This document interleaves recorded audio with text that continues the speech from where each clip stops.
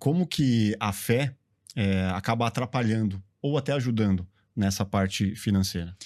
Eu acho que a fé, ela ajuda em tudo na vida. Então, vamos entender o que é a fé para a gente poder avaliar, né, por que eu faço essa afirmação. A fé, na base bíblica, ela diz que é a certeza de coisas que você espera, que você quer que aconteça. Então, é uma certeza de uma coisa que você quer que aconteça. Uhum. E é a convicção de fatos que você não vê ainda. Então, você precisa da fé para viver. Porque se você é um descrente, se você não tem fé em nada, você não sai de casa. Se você é aquela pessoa absolutamente sem fé nenhuma, você não tem ânimo para fazer nada. Porque... Não é nem ateu que você está falando. Não tem nada a ver com ateu. O ateu tem todo o direito de não crer que Deus existe. Você tem até fé que não existe, né? Ele tem fé que Deus não existe. Fé. É uma fé. Uhum. Então você tem que ter fé para ser ateu. Você tem que ter convicção de um fato que você não vê, mas você acha que ele não existe. Você não pode provar. Nenhum ateu pode provar que Deus não existe. Mas ele tem todo o direito de crer que Deus não existe. Ele tem o direito de descrer. Uhum. E ok. E a gente precisa entender essas pessoas que chegaram a essa conclusão. Então, a gente não pode excluí-las, né? E a fé, ela é necessária para tudo na vida. Você tem a fé natural e você tem uma fé sobrenatural. Então, a fé natural hoje despertou lá o teu despertador, você levantou da cama sem pensar, mas você tinha fé de que quando você botasse o pé no chão, as suas pernas aguentam o seu peso. Uhum. Que você ia caminhar e você não ia cair. Que você ia pegar o teu carro e não ia bater no meio do caminho, entendeu? Que você ia chegar aqui e ia estar tudo funcionando. Que os teus funcionários, que as pessoas que trabalham contigo estão aqui para te ajudar. Sem fé, se você acreditasse que nada disso ia acontecer, você nem sairia de casa. Sim. Então, isso é uma fé natural que todo mundo tem. E a fé sobrenatural é aquela fé que não se explica.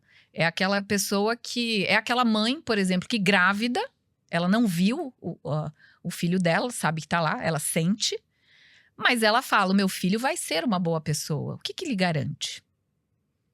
A minha filha vai ser uma mulher batalhadora, eu vou ensinar isso...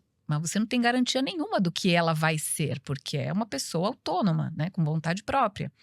Mas isso tudo tem a ver com a fé. Então, fé todo mundo tem. Uhum. Agora, o que tem a ver a fé com o dinheiro, né? É até como eu estava conversando com uma pessoa aqui. Ela falou para mim, vou ler os teus livros. Eu falei, a senhora vai ficar rica. Ela falou, eu tenho fé que vou ficar, eu acredito. Isso é fé. Se você não acredita, você não começa um curso. Uhum. Se eu não acredito que eu vou terminar, se eu não acredito que eu vou me dar bem, se eu não acredito que eu vou aprender, eu nem vou gastar meu tempo, meu dinheiro, né? Então, a fé é isso. E ligado a finanças é o que te dá ânimo. E eu costumo brincar, mas é uma realidade, que o empreendedor, o empresário no Brasil é uma pessoa de muita fé. Tem que ter. Você tem que ter muita fé. Porque é muito difícil, né? Muito difícil. Você tem que ter fé que não vai... aparecer uma loucura de um outro imposto, de mais um imposto, uma outra questão que vai inviabilizar o teu negócio. Provavelmente vai acontecer, como já está acontecendo há bastante tempo.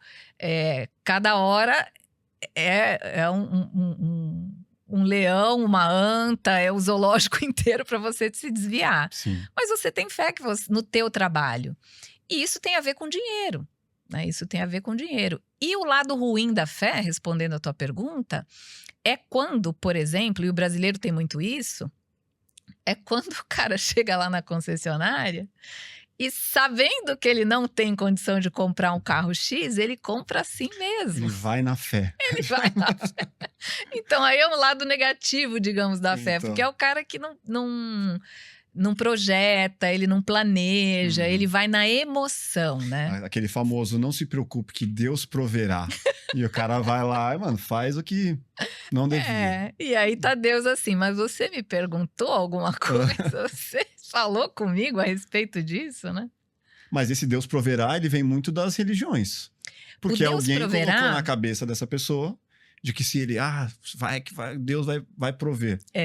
O Deus proverá tem a ver com uma passagem que as pessoas até conhecem, podem não conhecer exatamente como ela aconteceu, mas até conhecem, que é a passagem de Abraão. Abraão é patriarca do povo hebreu.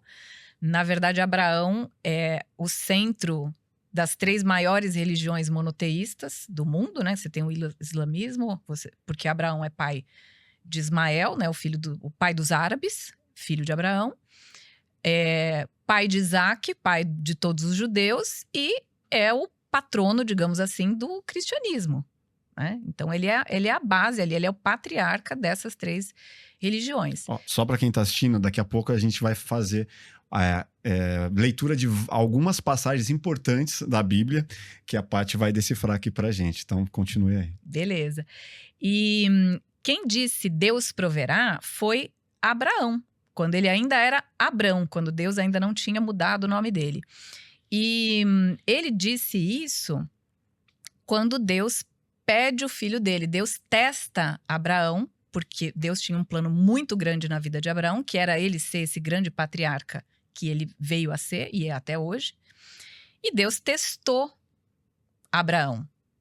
Não porque ele não soubesse quem era Abraão, mas para que Abraão se percebesse como alguém capacitado para a grande tarefa que ele tinha. Porque às vezes não é que as outras pessoas não acreditam em você. Às vezes você não acredita. Você fala, será que eu posso? Uhum. Será que dá? E às vezes alguma coisa acontece e te testa e você fala, não é que eu podia? Então os testes que a vida dá provam mais para nós como a gente é do que para outras pessoas. Porque a gente tem aquela coisa assim, ele deve saber do que ele está falando.